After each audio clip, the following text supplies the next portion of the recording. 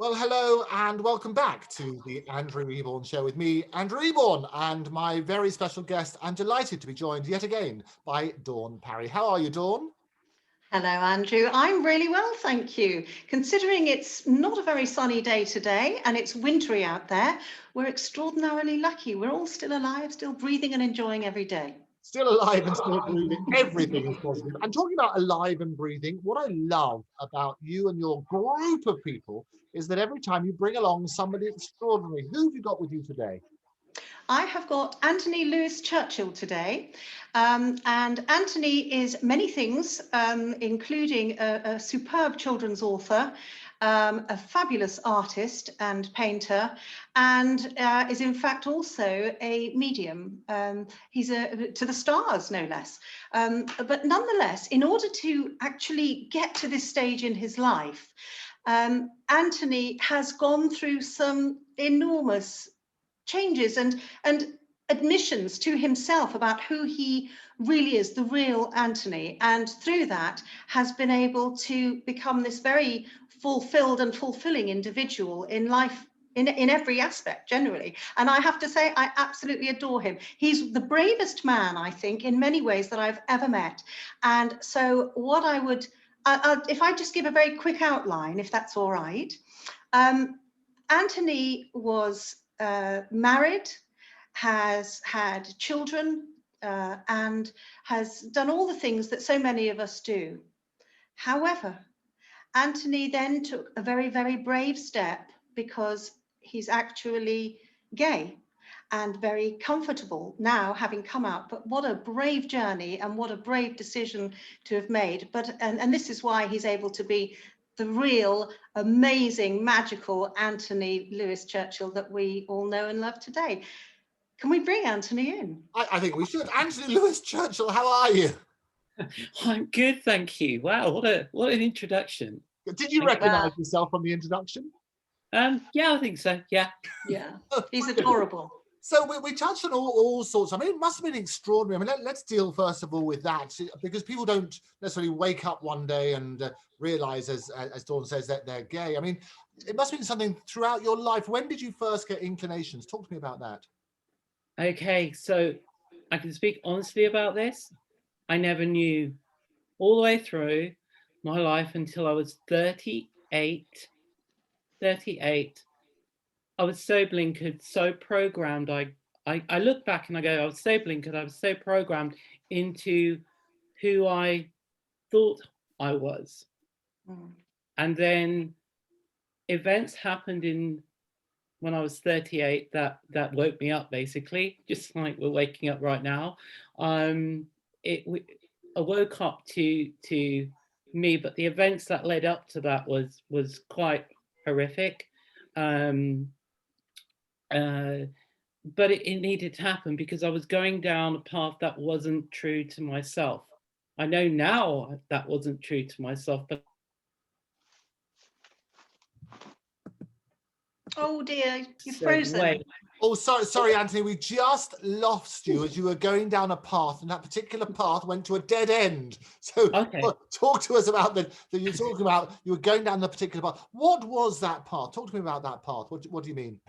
Okay, so born into a typically beautiful, loving family, older brother, older two sisters, nothing wrong with it. It was beautiful. Had a lot of friends growing up in Bristol. It was magical. I can't look back and go, oh, well, that damaged me, or that happened and that made me think like that. Or no, it was idyllic. It was a wonderful childhood. Teens was a little bit rocky, but I loved nightclubs and I loved Papillon and Oranges and all the Bristol people. We all remember Papillon and Oranges, Romeo and Juliet's, by the way, for those who don't know. Yeah. But millions of people do know. In the studio, and I left school and I went on to college and I did window dressing. It was an actual course you could do back then, window dressing, because I was creative and I really wanted to go into theatre design. But at the time I was too young, leaving school and going on to theatre design with the old Vic, for example, there was a good sort of 2-year gap between leaving school and being able to start that course back then. How old were you, Anthony, when you left school? So I left at 15, nearly 16, Wow. but because you did back then. And I did a youth, oh God, what were they called? A youth experience program. So it was a 6-month thing where you could go out into the world and do youth opportunity program. That's what it was called.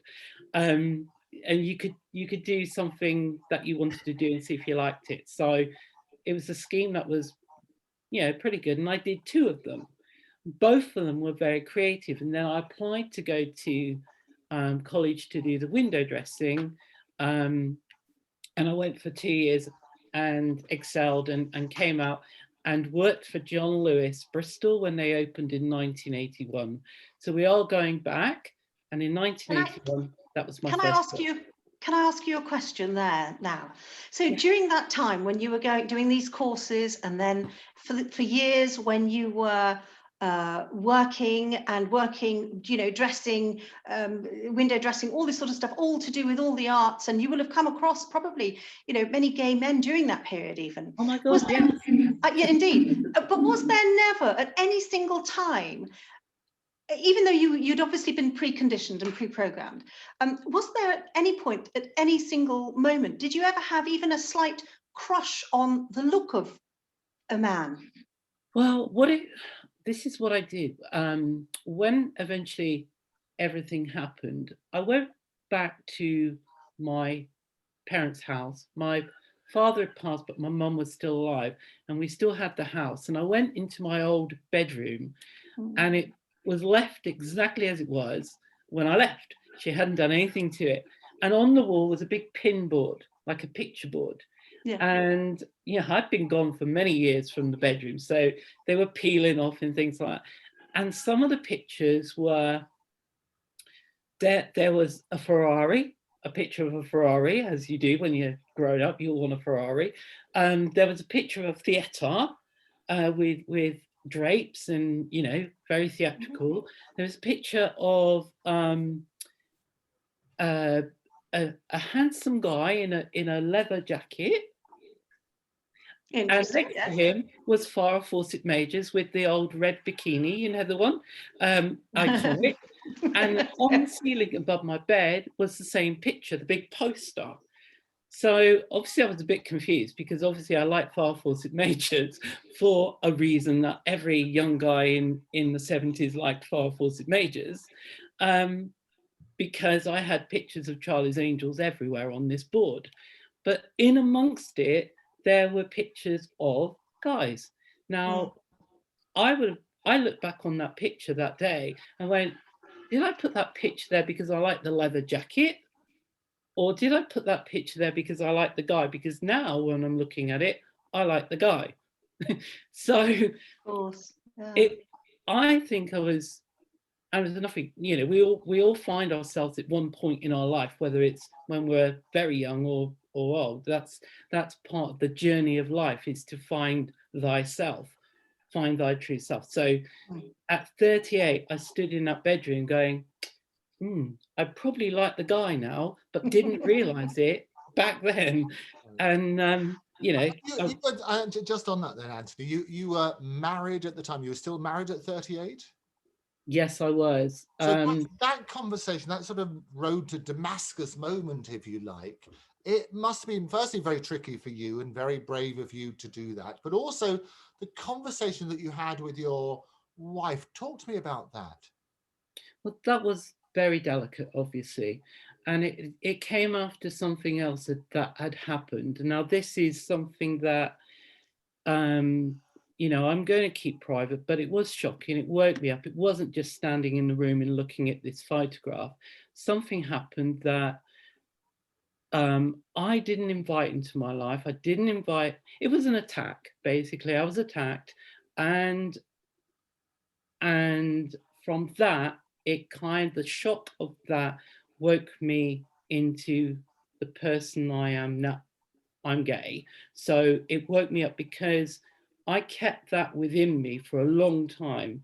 And because I kept the the agonization of that day or that time inside me, it festered, it grew, and it had to come out. And I was working for another company at the time, and I went into work one morning and just had a breakdown.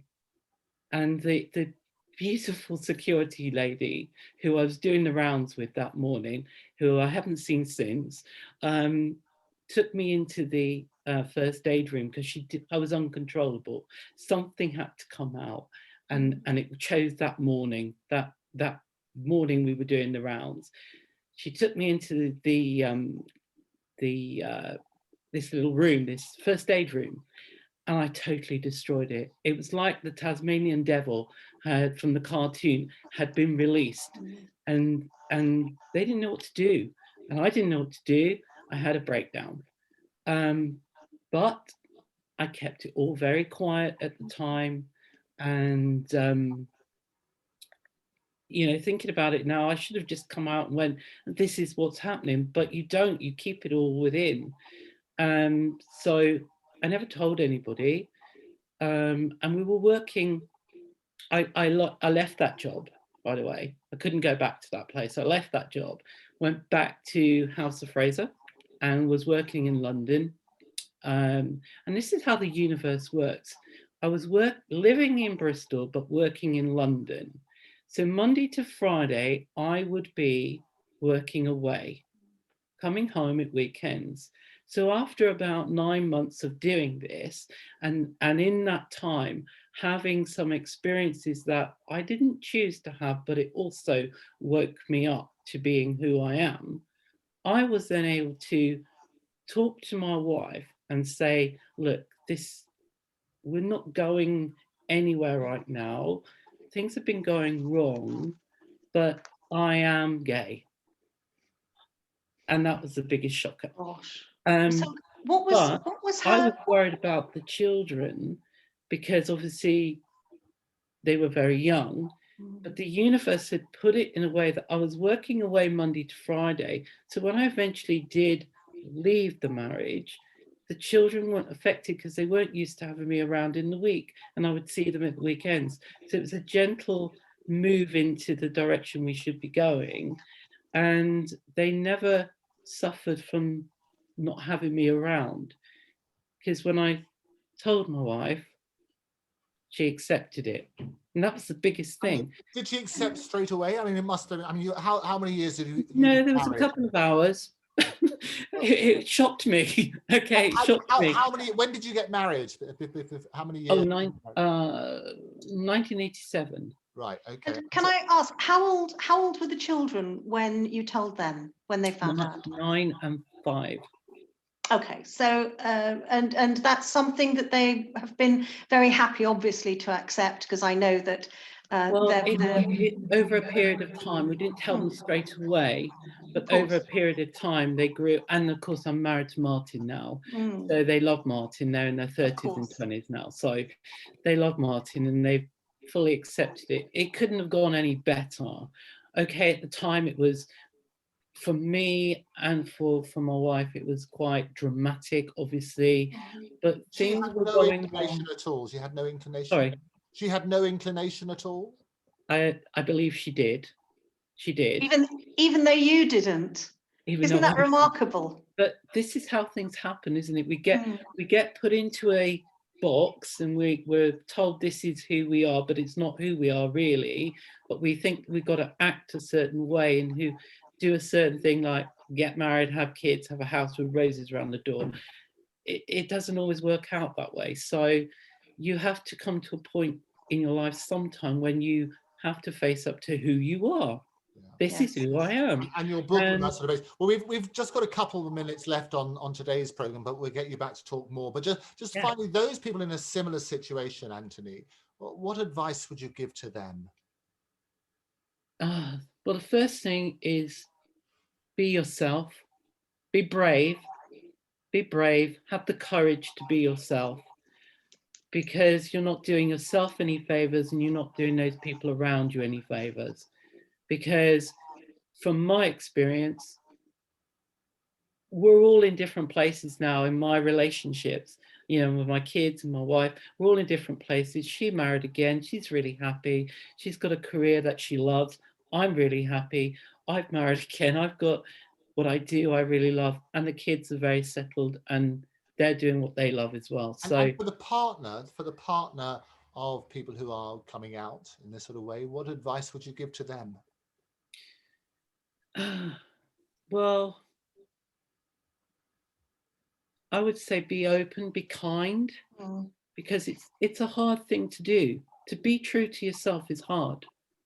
And I would just say be kind, be gentle with the person, and be understanding, because that's what my wife ended up being with me. She was very understanding, very gentle.